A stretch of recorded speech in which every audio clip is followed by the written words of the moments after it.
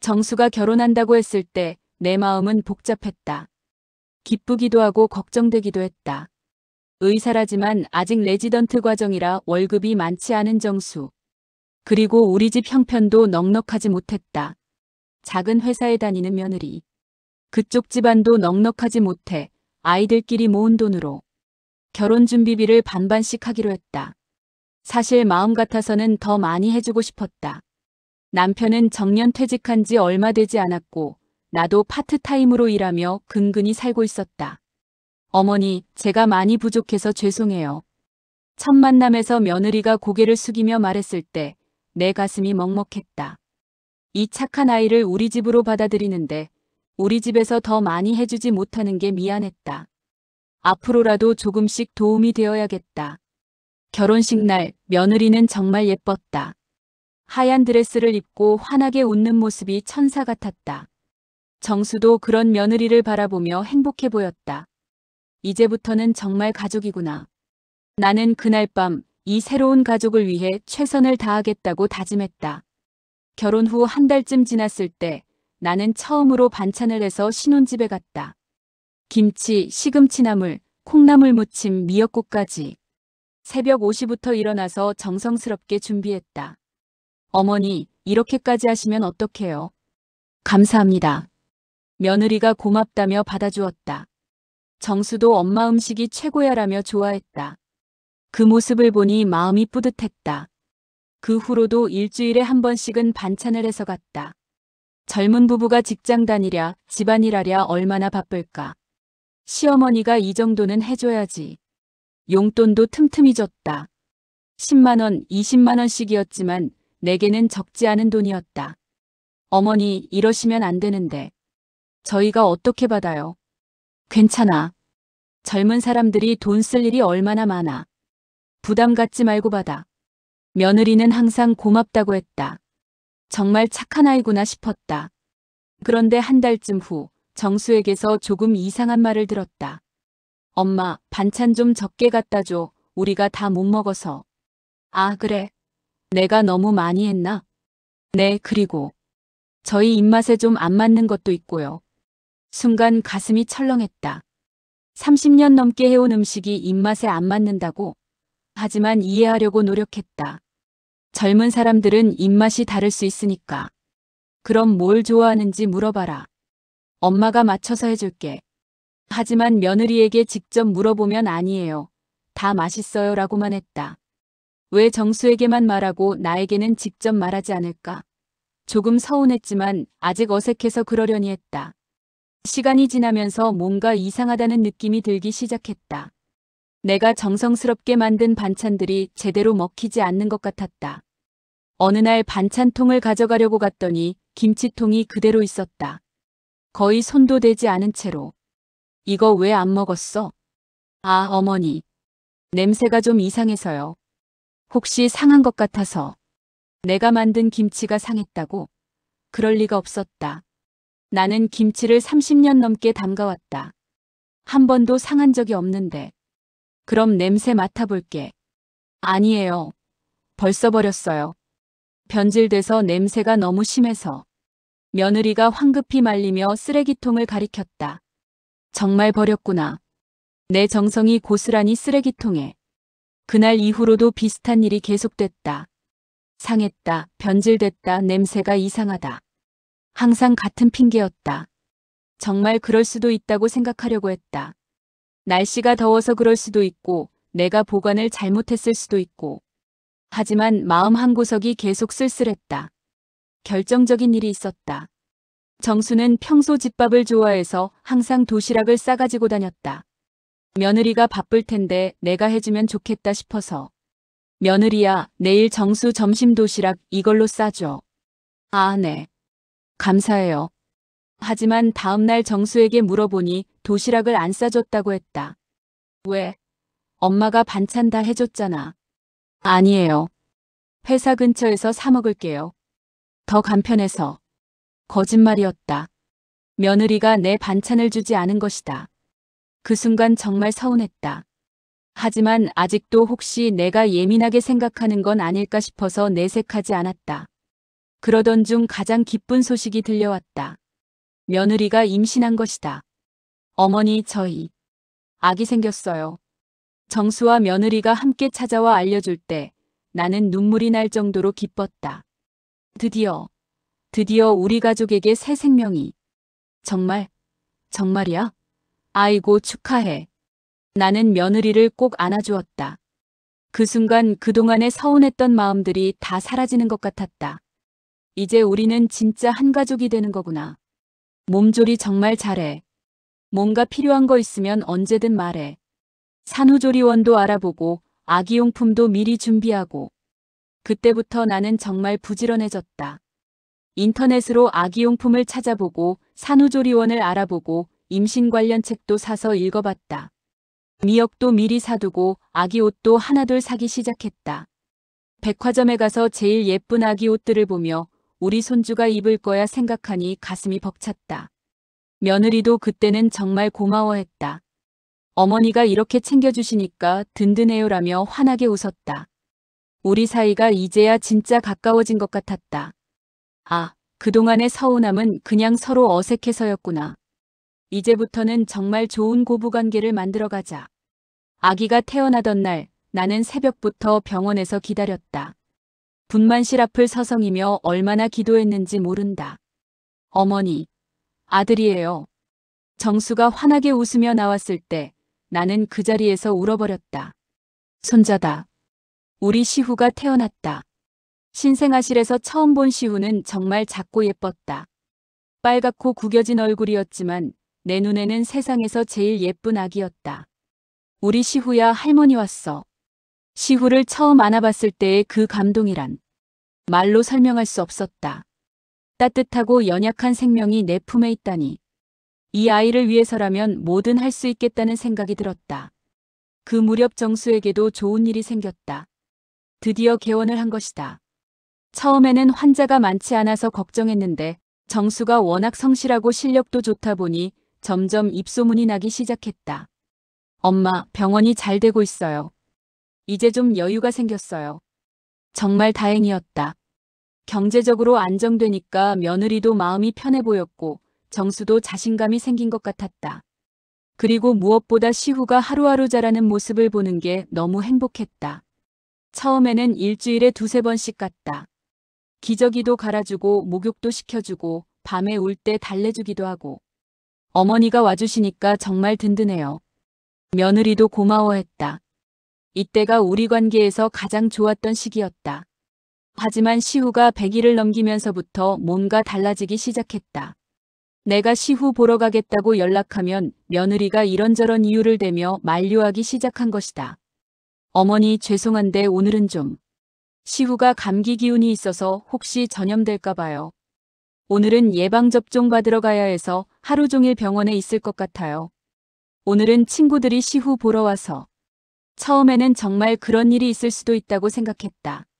아기가 작을 때는 조심해야 한다고 하니까. 하지만 점점 자주 그런 일이 생기니까 뭔가 이상하다는 생각이 들기 시작했다.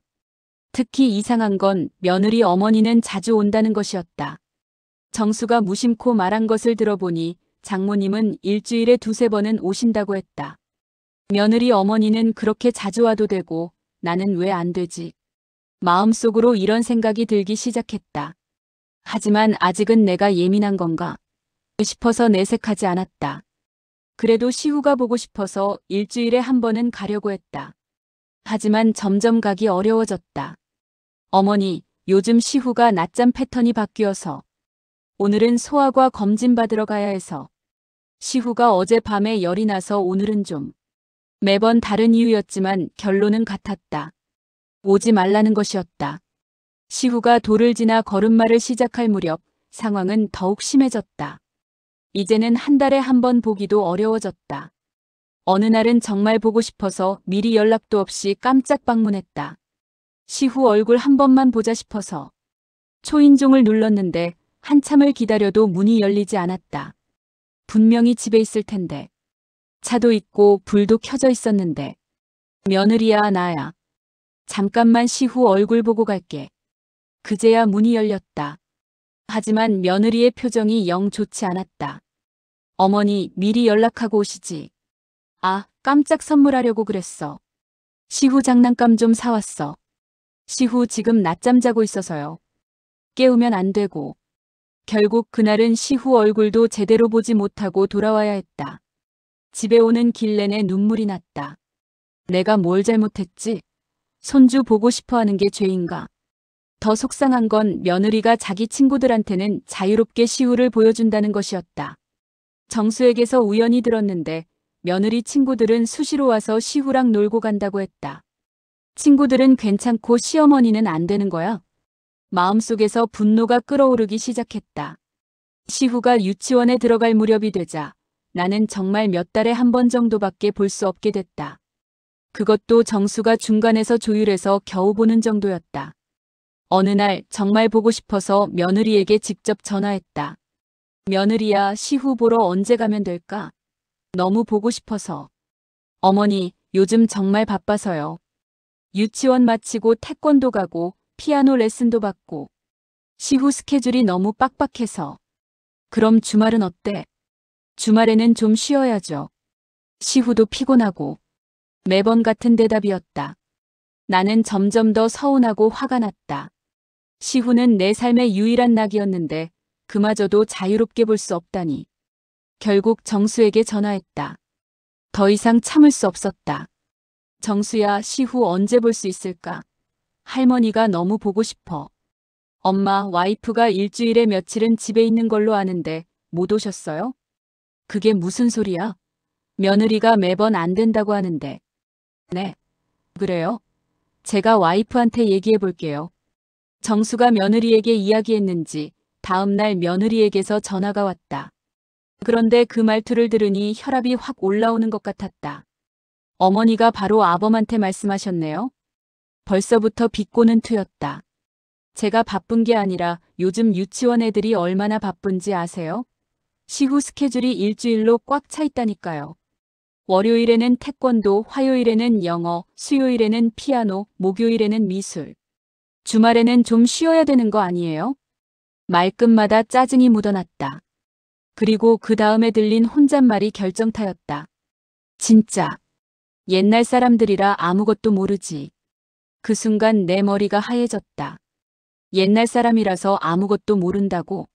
손주 보고 싶어하는 할머니를 옛날 사람이라고. 알겠다. 나는 더 이상 할 말이 없었다. 목소리를 떨며 전화를 끊었다. 그날 밤 잠을 한숨도 잘 수 없었다. 분하고 서럽고 화가 났다. 그 일 이후로 나는 6개월 동안 한 번도 가지 않았다. 자존심이 상했고 더 이상 무엇을 해야 할지 모르겠었다. 마음이 너무 아팠다. 밤마다 시후 생각에 잠을 설쳤다. 내 평생 소원이 손주와 함께 시간을 보내는 것이었는데 그 소박한 바람마저 이루지 못한다니. 그 6개월 동안 며느리에게서 단 한 번도 어머니, 언제 오세요? 하는 연락이 없었다. 시후가 할머니를 보고 싶어 한다는 말도 없었다. 정수도 바쁜지 별다른 말이 없었다. 가끔 안부 전화를 할 때도 엄마 요즘 어떻게 지내세요? 만 물을 뿐 시후 이야기는 먼저 꺼내지 않았다.